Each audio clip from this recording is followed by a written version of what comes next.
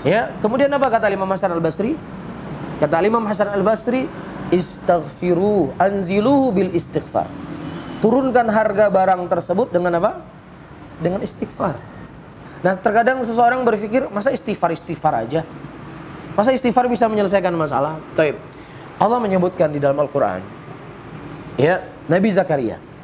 Nabi Zakaria itu rambutnya sudah memutih, tulangnya sudah melemah, istrinya juga sudah akirah, sudah tidak bisa memberikan anak.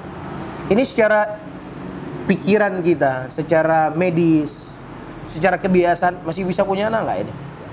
Nggak mungkin dokter ya, nggak bisa punya anak. Tapi subhanallah, doa yang beliau panjatkan kepada Allah, walam akun bidu'aika rabbik syaqiyah. Ya Rabbku, aku tidak pernah sekalipun kecewa ketika berdoa kepadamu. Berikan kepadaku keturunan. Allah memberikan kepada beliau siapa? Yahya. Ini secara akal kita nggak masuk akal.